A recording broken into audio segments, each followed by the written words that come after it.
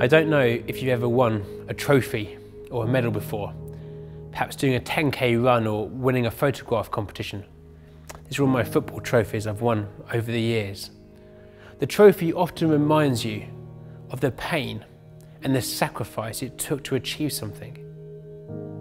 In Luke 22, Jesus just shared the Passover meal with his closest friends, and he's spoken lots about sacrifice.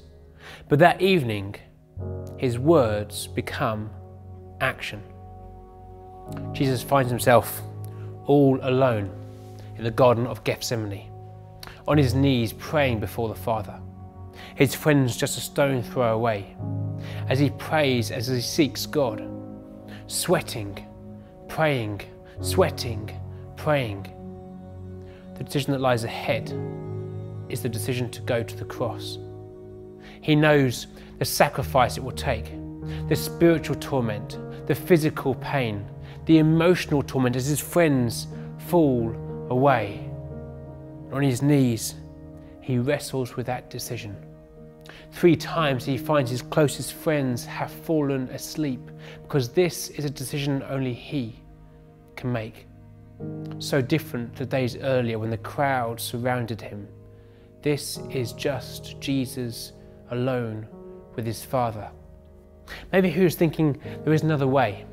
Like with Abraham and Isaac, perhaps an alternative sacrifice will be found at the last minute. But that isn't the case. An angel comforts him as he prays and sweats and prays and sweats.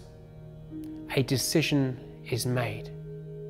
He gets up to find his closest friends asleep. 3 times they have fallen asleep. They've missed the opportunity to support Jesus.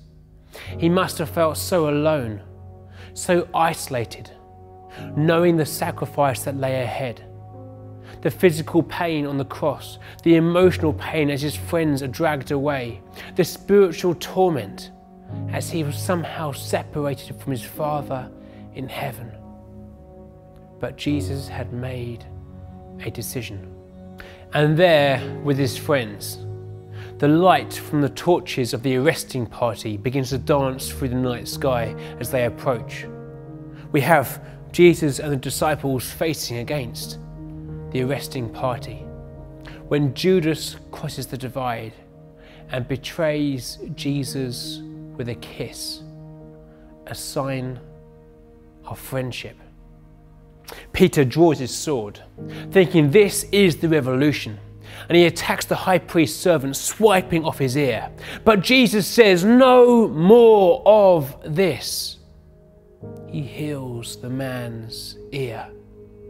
Jesus demonstrates that this is not a revolution of violence, but a revolution of love. He makes no attempt at escaping, no attempt at fighting back.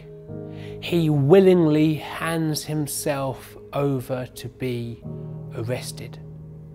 The sacrifice is ready. As he does so, the disciples flee.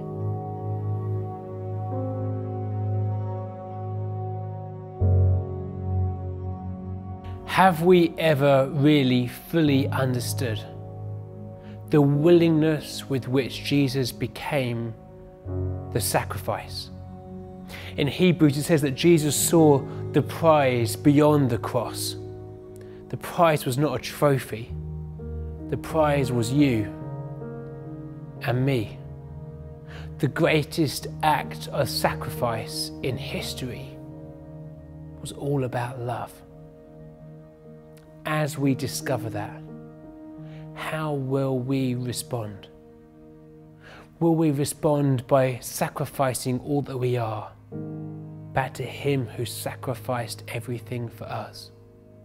Peter thought he was willing to sacrifice everything, but that night he fails 3 times. We will make mistakes, but what if we as a generation of Christians could not be defined by what we own, but be defined by what we give away?